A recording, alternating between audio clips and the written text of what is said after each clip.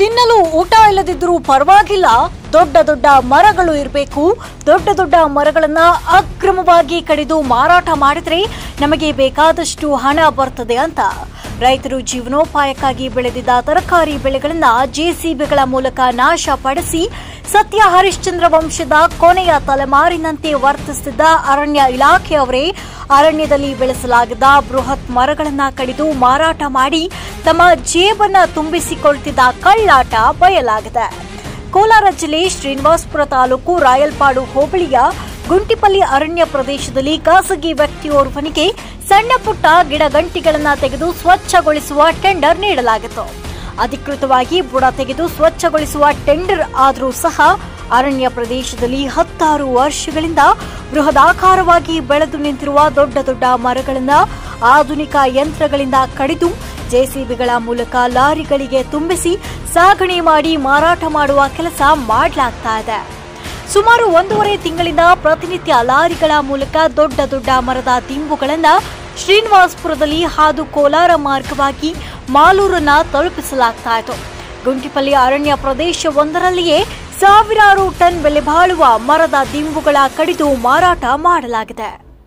ಮುಖ್ಯ ರಸ್ತೆಯಿಂದ ಸುಮಾರು 4-5 ಕಿಲೋಮೀಟರ್ನಷ್ಟು ಒಳಗೆ ಅರಣ್ಯ ಪ್ರದೇಶದಿಂದ ಮರದ ದಿಂಬುಗಳನ್ನು ಸಾಗಿಸಲಾಗ್ತಾ ಇತ್ತು. ಈ ಕಳ್ಳಾಟ ಶ್ರೀನಿವಾಸಪುರ ವಲಯ ಅರಣ್ಯಾಧಿಕಾರಿ ರವಿಕೀರ್ತಿ ಕೃಪಾ ಕಟಾಕ್ಷದಲ್ಲಿಯೇ ನಡೆಯುತ್ತಿರುವುದು ನೋಡಿದ್ರೆ ಬೇಲಿಯೇ ಎದ್ದು ಹೊಲ ಮೇಯುವಂತಿದೆ. ನಾವು ಅರಣ್ಯ ಒಂಚೂರು ನಾಶವಾಗಲು ಬಿಡೋದಿಲ್ಲ ಅಂತ ರಾತ್ರೋರಾತ್ರಿ 10 ಜೆಸಿಬಿಗಳ ಮೂಲಕ ರೈತರ ಜಮೀನುಗಳಿಗೆ ನುಗ್ಗಿಸಿ ಬೆಳೆದು ನಿಂತಿರುವ ರೈತರ ಬೆಳೆಗಳನ್ನು ನಾಶಗೊಳಿಸಿ ರೈತರ ಮೇಲೆ ದೌರ್ಜನ್ಯ ಎಸಗುತ್ತಿರುವ ಡಿಎಫ್ಒ ಅವರೇ ಅರಣ್ಯ ಇಲಾಖೆಯ ಅಧಿಕಾರಿಗಳ ಕೃಪಾ ಕಟಾಕ್ಷದಿಂದಲೇ ಅರಣ್ಯ ಪ್ರದೇಶದಲ್ಲಿ ಇರುವ ದೊಡ್ಡ ದೊಡ್ಡ ಮರಗಳನ್ನು ನೆಲಕ್ಕುರುಳಿಸಿ ಅವುಗಳನ್ನು ತುಂಡು ತುಂಡಾಗಿಸಿ ಲಾರಿಗಳ ಮೂಲಕ ತುಂಬಿಸಿ ಮಾರಾಟ ಮಾಡುವ ಅಧಿಕಾರಿಗಳ ಸಿಬ್ಬಂದಿಗಳ ವಿರುದ್ಧ ಕ್ರಮ ಕೈಗೊಳ್ಳಲಿದ್ದಾರೆಯೇ ಎಂದು ಕುತೂಹಲದ ವಿಷಯವಾಗಿದೆ. ಬುಡ ಕೀಳುವ ನೆಪದಲ್ಲಿ ಅರಣ್ಯ ಪ್ರದೇಶದಲ್ಲಿ ಇರುವ ದೊಡ್ಡ ದೊಡ್ಡ ಮರಗಳನ್ನು ನಾಶ ಮಾಡಲಾಗುತ್ತಿದೆಯಲ್ಲವೇ ಅಂತ ಶ್ರೀನಿವಾಸಪುರ ವಲಯ ಅರಣ್ಯಾಧಿಕಾರಿ ರವಿಕೀರ್ತಿ ಅವರಿಗೆ ಪ್ರಶ್ನಿಸಿದ್ರೆ, ಬನ್ನಿ ಕುಳಿತುಕೊಳ್ಳಿ, ಮಾತುಕತೆ ಮಾಡಿ ಬಗೆಹರಿಸಿಕೊಳ್ಳೋಣ ಎಂಬ ಬೇಡಿಕೆಯ ಉತ್ತರ ನೀಡುವ ನೀವು ರೈತರ ಜಮೀನುಗಳಿಗೆ ಜೆಸಿಬಿಗಳನ್ನು ನುಗ್ಗಿಸುವಾಗ ರೈತರೊಂದಿಗೆ ಕುಳಿತು ಮಾತುಕತೆ ಮಾಡುವ ಸೌಜನ್ಯತೆ ತೋರಿದ್ರ?